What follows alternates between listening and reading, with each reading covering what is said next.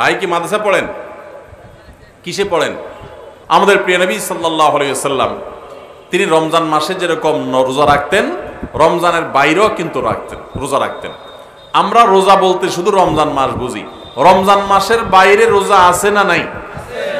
রমজান মাসের বাইরে কখন কখন কোন কোন সময় রোজা রাখা লাগে, সুন্নাত রোজা কখন কখন রাখা লাগে, এটা বলতে পারবেন যারা অডিয়েন্সের মধ্যে আছেন? কেউ হাত তুলতে পারেন?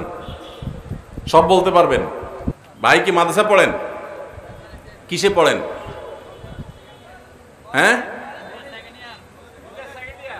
Inter second year. কোন কলেজে? Faridganj model college. মাশাআল্লাহ। আপনি বলতে পারেন যে রমজান মাস ছাড়া বছরের আর কোন কোন সময় রোজা রাখা সুন্নাত? আরবি মাসের না বলি চন্দ্র মাসের আর কি। ঠিক আছে, চন্দ্র মাসের 13, 14, 15 এই 3 দিন রোজা রাখা কি ফরজ না ওয়াজিব না কি সুন্নাত? মাশাআল্লাহ, উত্তর সঠিক।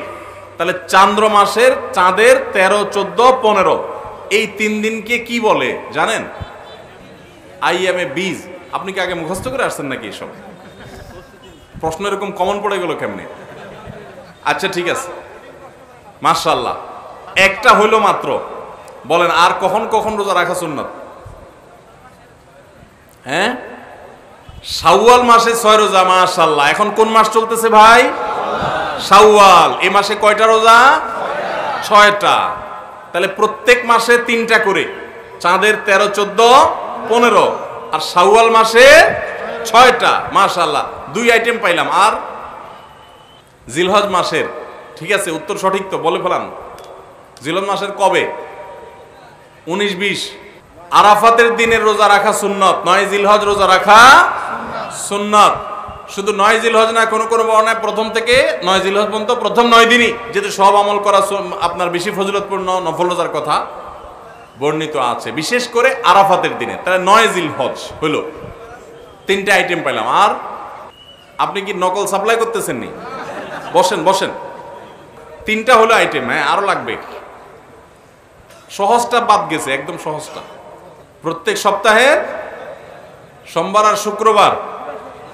হ্যাঁ, সোমবার আর বৃহস্পতিবার। মাশাআল্লাহ, উত্তর সঠিক। 4টা আইটেম পাইলাম আমরা ওনার কথা থেকে।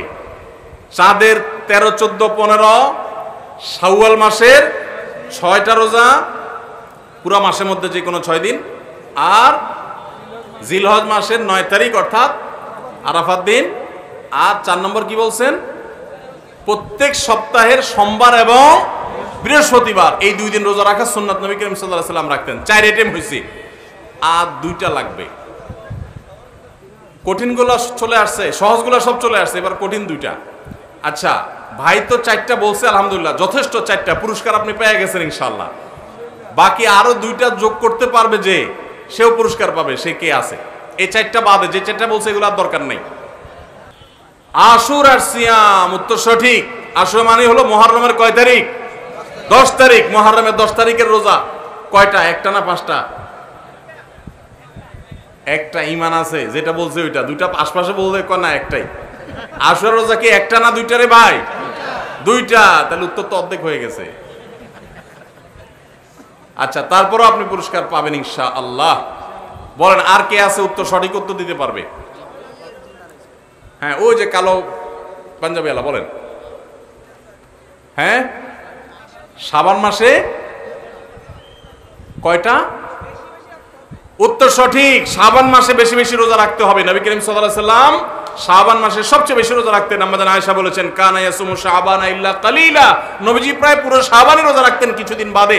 তাহলে সবচেয়ে বেশি রোজা রাখতে হবে। ফরজ রোজা তো রমজানে পুরো মাস ব্যাপী আছে, এর বাইরে সবচেয়ে বেশি নফল রোজা রাখতে হবে যে মাসগুলোতে, তার ভিতরে একটা হলো শাবান মাসে বেশি বেশি নফল রোজা রাখতে হবে।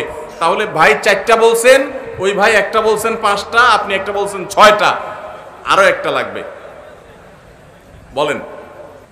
কলেজের স্টুডেন্ট, মুহররম মাসে বেশি বেশি নফল রোজা রাখতে হবে। মাশাআল্লাহ, কারণ হাদিসে আসছে আহাব্বুস সিয়াম ইলাল্লাহি শাহরুল বা'দা রমাদান শাহরুল্লাহিল মুহররম।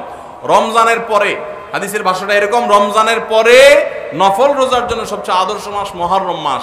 আর নবী সাল্লাল্লাহু আলাইহি ওয়াসাল্লাম শাবানও বেশি বেশি রোজা রাখতেন। তাহলে বেশি বেশি রোজা 2 মাসে, শাবান আর মুহররম। 7টা আইটেম পেয়ে গেছি, আপনারা 4 জনই পুরস্কার জিতে গেছেন। আপনারা সামনে থাকেন, পুরস্কার আসুক, আলোচনা শেষে আপনারা পুরস্কার পাবেন ইনশাল্লাহ।